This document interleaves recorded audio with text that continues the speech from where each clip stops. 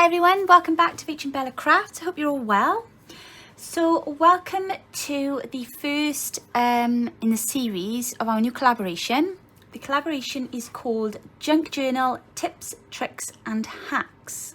It's hosted by myself and Bella, and we have again got an amazing group of artists together for you to bring you the very best of their ideas, their hints, their tips.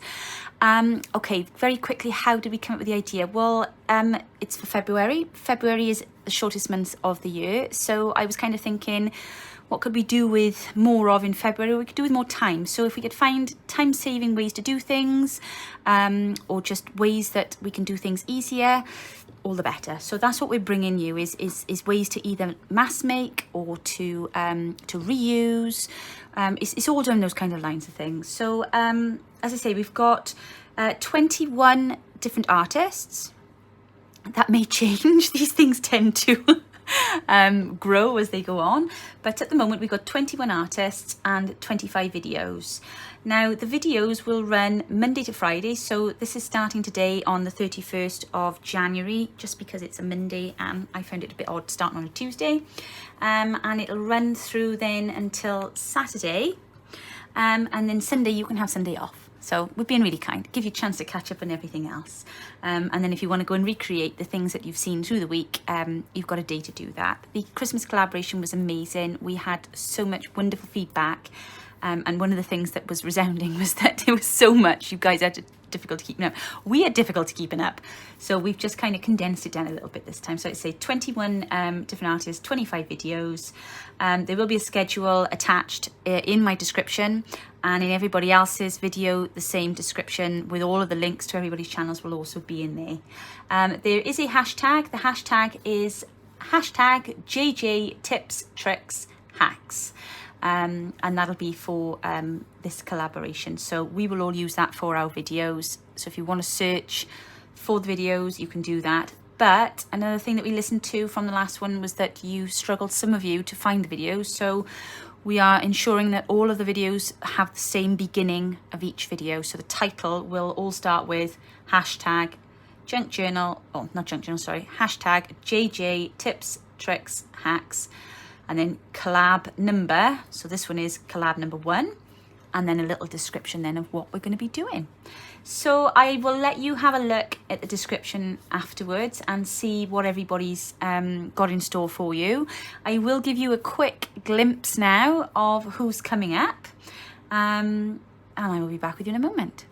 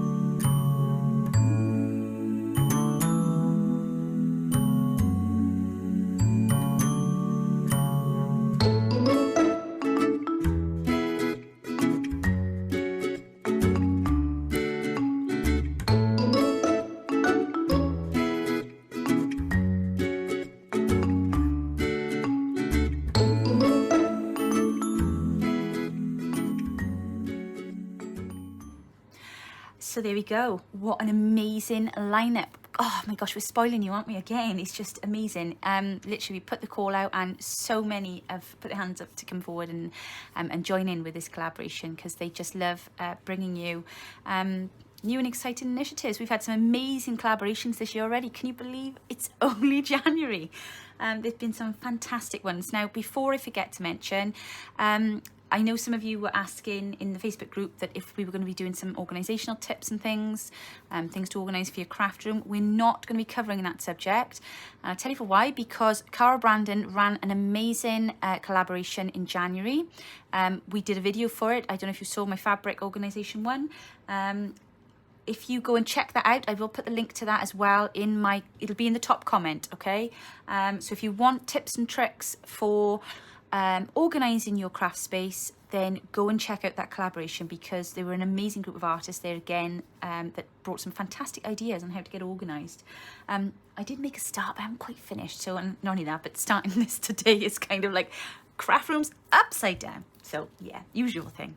Okay, so what am I going to be bringing with you today? Well, kind of part of the idea of the collaboration is that obviously we don't take up a huge amount of your time, because we're trying to be saving time. So majority of us are going to try and keep our videos to about 30 minutes. So I'm going to kind of steam through this a bit for you today. My video today is not a tutorial. It is informative. It is tips on different things that you can do with your book pages. If there is anything rather in today's video that you would like me to do a tutorial on, please leave a comment below. And the last thing is that, of course, it wouldn't be a RachandBella collaboration without a giveaway.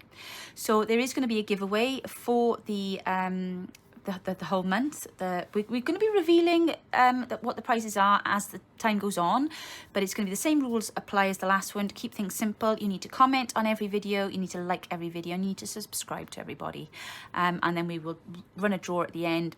If we pull your name and there is a, we'll obviously double check then that you have done all those 3 things for every video that we put up.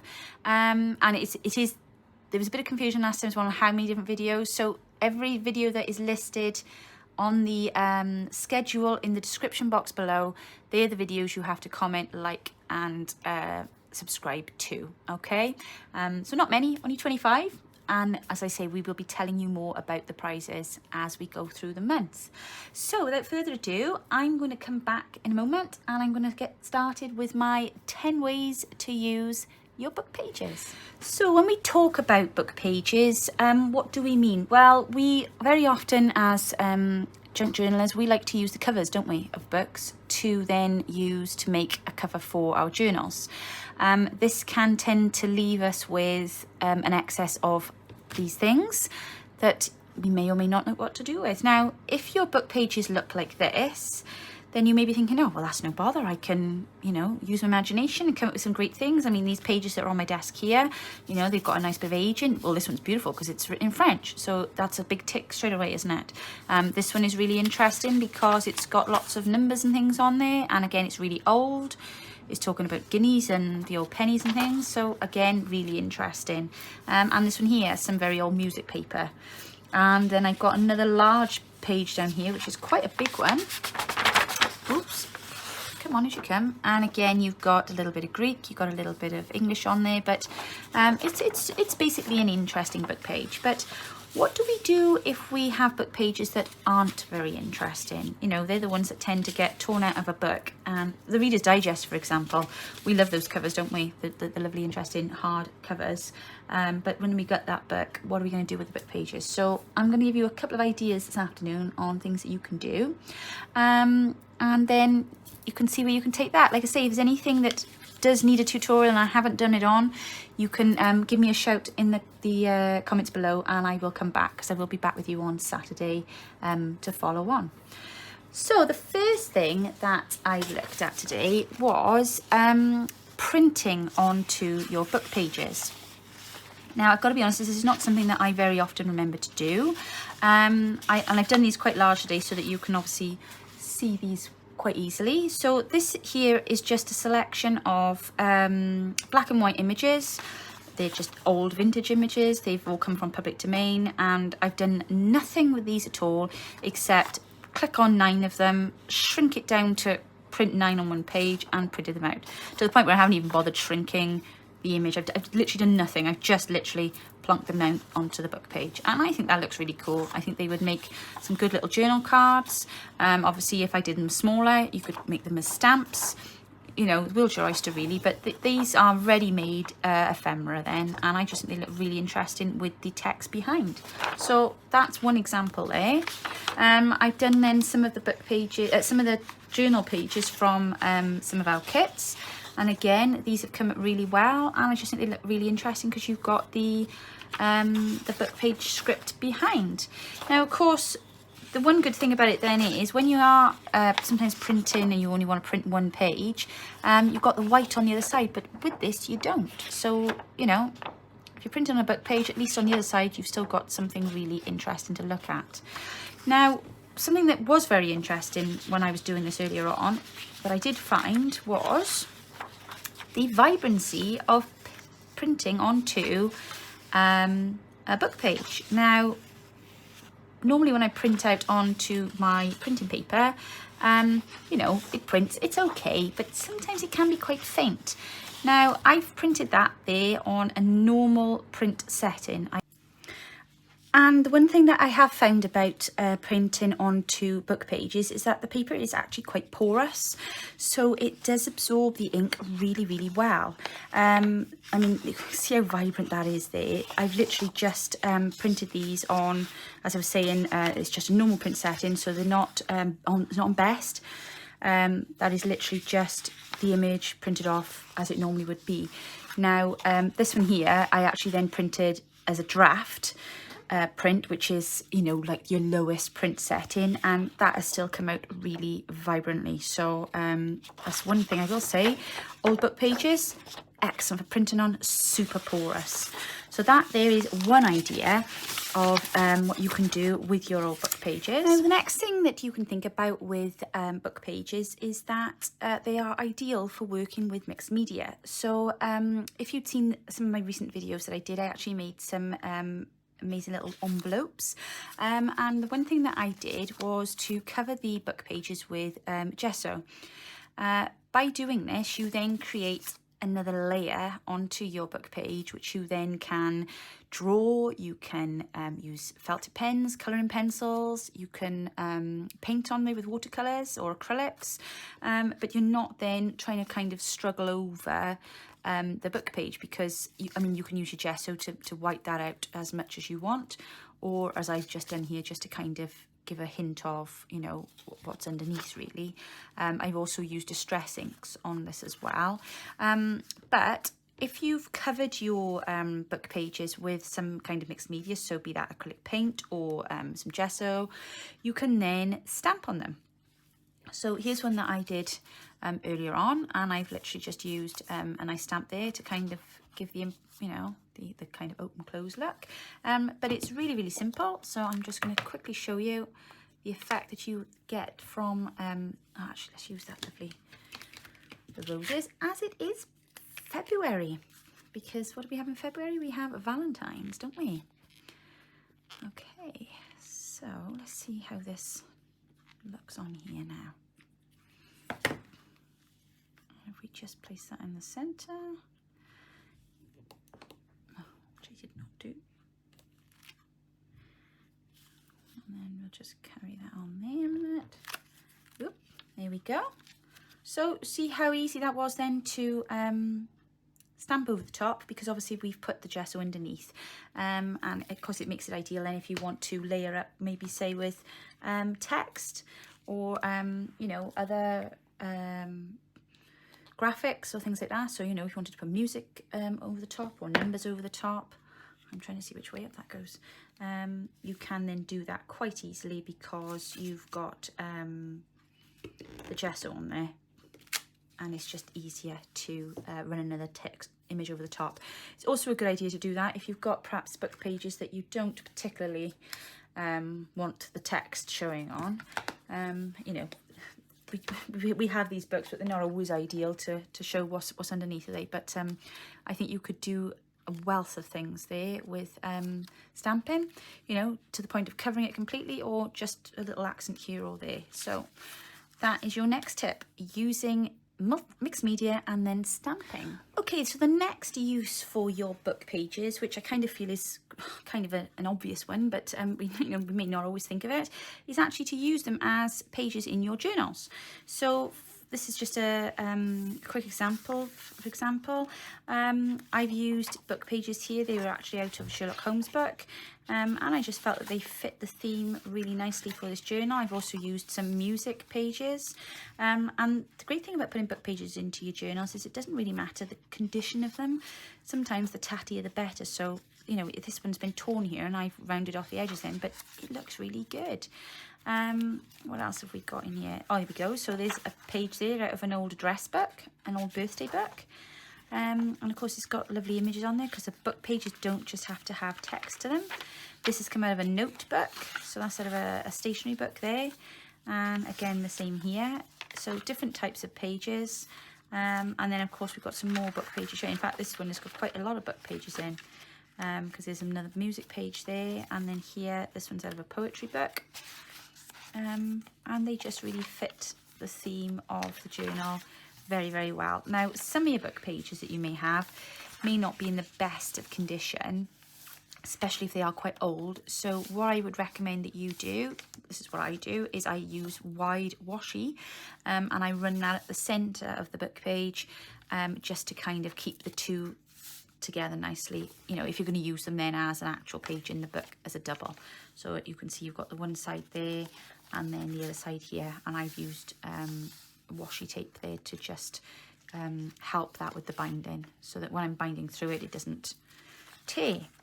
But yeah, I think they look quite effective, and I think especially if you're using making a vintage journal, they really lend themselves to that, and they just add a little bit of character. And as I say as well, if you've got images on there as well, even better. So that's your next tip, using book pages in your journal as pages. Now, another tip for you is you can use book pages as your journal covers.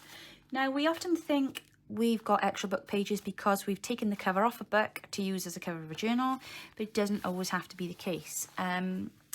With this one, for example, this is a small journal that Bella made quite a while ago. So I think this is one of her earlier ones, actually. And she has made this using book pages from a botanical book, and she's used washi tape then just to make the make sure that the spine stays, you know, solid, to reinforce, that's the word I'm looking for. And then she's added some lace on top of it then to decorate. But as you can see from the inside, that is all that is, you know, holding the binding together. So it's a single skin book page, and then oh, there's another one here as well, actually. So exactly the same there. So like I say, you can either use those then as you know, to cover your signatures, or you could use that as just as the journal itself. And then, you know, again, filling it up on the inside with more book pages, and it just adds to the authenticity of it, I think. So yeah, you can certainly do that using your book pages as a journal cover. Now, another example here of things that you can do with your book pages. So we've looked at printing on them, we've looked at using them as journal pages and journal covers, but another thing that you can do to kind of enhance your book pages is to actually put them through your embossing machine. So if you do have an embossing machine and you do have the little folders, if you pop, and I've just done these with scraps and leftovers of my book pages, I've popped them in to the embossing machine and they've come out then with these beautiful patterns on. Now obviously to enhance that, you can go over that then with, say, your ink dabber or dauber, whatever you want to call it, and then that can sometimes make your embossing just stand out a little bit more, because obviously you're just going to accentuate then the raised parts. So now you may be able to see that a little better. But yeah, these are great then for using if you're going to use them for clusters, or if you're going to use them for, say you're making a plate on the front of your book, you could use that then as a kind of a background and then add an image onto that. But that just looks really cool, doesn't it, behind there? So that's just something else that you can do with your book pages to make them look even more awesome. So embossing your pages. Okay, so another example of what we can do with our book pages is to make pockets. So you will have seen that we've got quite a few different tutorials on our channel, as have a lot of us, I think, for the different types of pockets that you can make with your book pages. Now here on my desk in front of me are just a few examples of ones that we've done in the past. So these were done with some Edith Holden book pages, which are just the best kind really, aren't they? Aren't they exquisite? Look at that handwriting on there. So yeah, really simple, easy folds. As I said, I'm not going to demonstrate to you today how to do these because a lot of them we've done before. But if you would like anything demonstrated and you would like a quick tutorial, please let me know and I will jump into that when I'm back with you on the Saturday. This is another one here. We've got a lovely little triple pocket here from a really easy fold on with a book page. And again, we have another one here. And then this is a slightly different design here. So this one's got several pockets to it. And that is the one thing you tend to find with the book page pockets, is they tend to be very versatile and you fold them in such interesting ways that you get lots and lots of pockets out of them. This is actually one that I was sent in some happy mail back last year, and she's even used the book page here, a blank book page, to make a journaling card, adding this beautiful little scrap snippet at the top then, obviously to decorate, and then the pocket itself is also made out of book pages. This one here is also been decorated out of book pages, and then you've got a journaling card inside as well, which is also a book page. But that is just super cute. Great way to use up an envelope, and then obviously with the journaling card inside. And you've got your book page element brought into it there as well. And then these ones here, these are also amazing, lovely big pockets, and all put together with a book page. And that's just been collaged over with scraps. So again, just a good way to use up everything that is on your desk. So yeah, there are lots and lots and lots of different things that you can do with your book pages when it comes to making pockets. Loads of ideas. So make sure you remember that one. So the next example of things that you can do with your book pages are tucks and tags. Now, book pages make great bases for your tags. Obviously, depending on how interesting your book pages are, you can make your tags with them. If you want to, you can leave them with just the pattern of the book page on. Otherwise, they make a really great base for you to then collage over or embellish and decorate. Then you've also got tucks. These wonderful tucks I had here sent to me from a very good friend of mine in some happy mail last year, and you can see how simply they've been put together, but they are so effective with a little bit of coloured thread and then some beautiful embellishments. And these ones here actually got two little tuck spots in them. So there's one there because she's taken two pieces of book page and literally torn them, stitched them, and I mean that is so simple and yet so effective on the bottom of a page. The other thing that I find really useful to do with the ends of my book pages is to fold them up and make little clusters to go down the sides of the page. I think that always looks quite effective when stuck onto the side of your journal page if you want to embellish. And again, you can just do that with the edges of your scraps from your book pages. So tucks and tags. Okay, so the next example of things that you can do with your book pages is to make envelopes with them.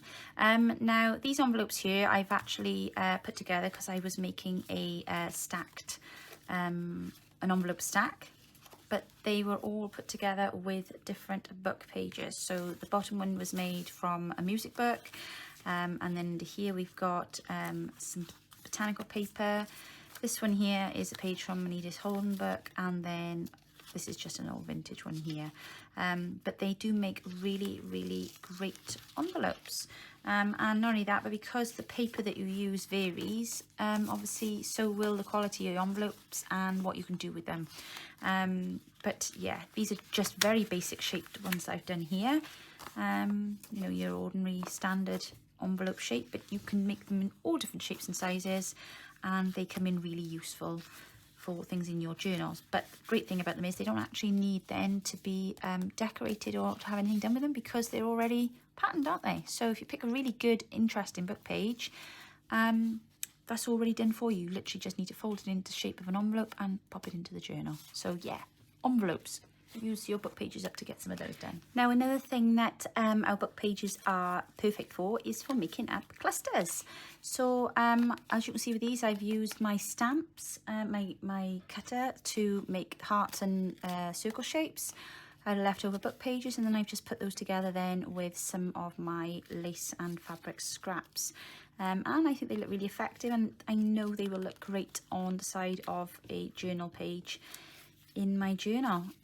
You can also use fasteners, all sorts of things, and you can layer those up. So here I've just started layering up some of the book pages, and I've put some netting under there as well, but I may pop a bit of fabric and lace under that one as well. But with these, you've got the options then. Obviously you can move them around, you can add certain things to them, but that's just another option of what you can do with your book pages. So clusters. And my last tip for the video today is to use your book pages to make belly bands. Now this one here, there are two very different belly bands we've got here. So this one here is actually book pages and some Decoupage stitched onto a piece of quilt, which would make quite a nice belly band there in the center of a page. So that's the first choice that you could do, or with some old fabric or something, but you know, mixing the two mediums together. And then this one here is actually 3 layers of book pages. Well, actually I think there's 4, because there's a bit of music paper under there as well. And all I have done is I have torn them in haphazard fashion, and I've stitched around the edge of each page first, as you can see, just to kind of make the page a little bit more sturdy. There's a little tip for you there. If you are using book pages and they're quite frail, if you stitch around the edge, it will just kind of give them a little bit more stability. In my experience anyway. I'm not quite sure if that's everybody's experience. I know you don't all have a sewing machine, but if you do have one, I would advise that you do that to the edge of your pages. So I've simply done that here. I've popped plain book page underneath. That's one of the ones I've printed on there. Like I say, there's a bit of music paper tucked away under there, provide another layer, and then another printed book page then on top. So that is one of the ones I've printed on earlier on. It's not a digi. And as you can see then, we've provided ourselves with, in actual fact, we've got 3 layered belly bands here, because you've got a hidden one underneath there as well. But that makes lots of space then for you to tuck in some really lovely journal cards on your so there we go. So there are some tips and hints for you of things that you can use your leftover book pages for.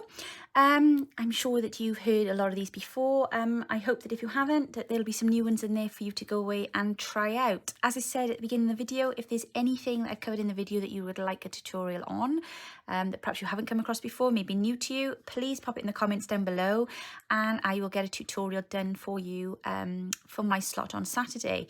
Don't forget now, there will be a giveaway, more details on that to be released through the week, but most importantly, you need to enter by leaving a comment, a like, and subscribing to every one of the artists and on each of the videos that are mentioned down below.